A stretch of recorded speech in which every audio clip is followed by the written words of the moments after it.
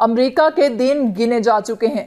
بہت جلد خطے میں امریکہ کا اثر و رسوخ ختم ہونے والا ہے، کیونکہ چین، روس اور پاکستان کی جانب سے کچھ ایسے اقدامات کیے جائیں گے جس سے نہ صرف امریکہ تباہی کے دہانے پر پہنچ جائے گا، بلکہ امریکی ڈالر، جسے بین الاقوامی کرنسی کا درجہ حاصل ہے، اس کی قدر میں بھی نمایاں کمی دیکھنے کو ملے گی۔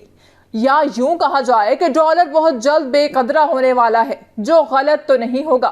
اب وہ اقدامات کیا ہیں جو چین، روس اور پاکستان کی جانب سے کیے جانے والے ہیں؟ اس کی مکمل تفصیل ہم آپ کو اس ویڈیو میں بتائیں گے۔ چین، روس اور پاکستان سمیت شنگھائی تعاون تنظیم یعنی SEO کے 8 رکن ممالک نے ڈالرز اور پاؤنڈز کی بجائے مقامی اور قومی کرنسیوں میں باہمی تجارت اور سرمایہ کاری اور بانڈز جاری کرنے کا اصولی فیصلہ کر لیا ہے۔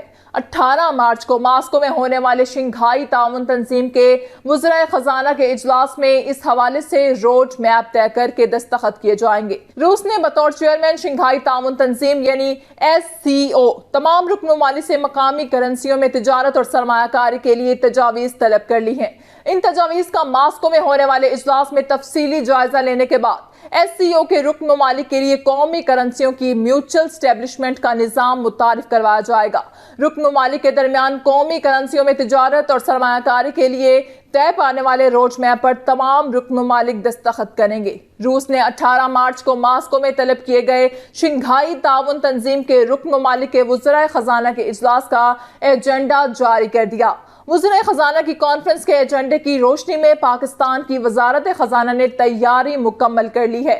ماسکو میں ہونے والے شنگھائی تعاون تنظیم کی کانفرنس میں چین، بھارت، پاکستان، کرغزستان، روس، تاجکستان اور ازبکستان کے وزرائے خزانہ اور مرکزی بینکوں کے نمائندے شرکت کریں گے۔ اس کے علاوہ ایران، افغانستان، بیلاروس اور منگولیا شنگھائی تعاون تنظیم کے مبصر ممالک ہیں جو کہ تنظیم کی باقاعدہ رکنیت کے خواہاں ہیں۔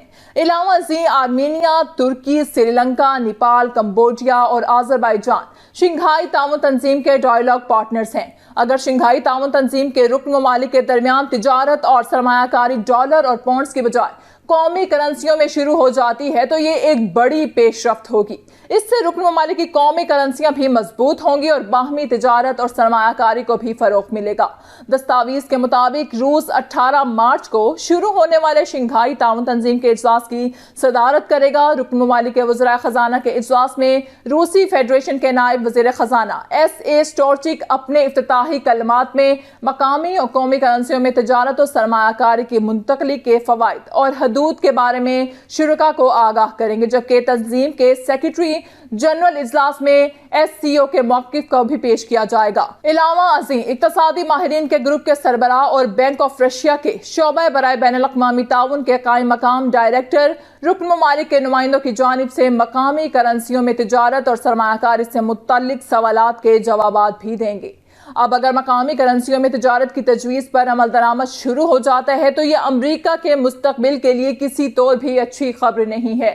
یہ سلسلہ شروع ہونے کے بعد امریکی معیشت کے برے دن بھی شروع ہو جائیں گے اور خطے سے امریکہ کا اثر و رسوخ ختم ہو جائے گا۔ آپ کو خبر پسند آئی ہے تو لائک کریں، کامنٹ کریں اور شیئر بھی کریں۔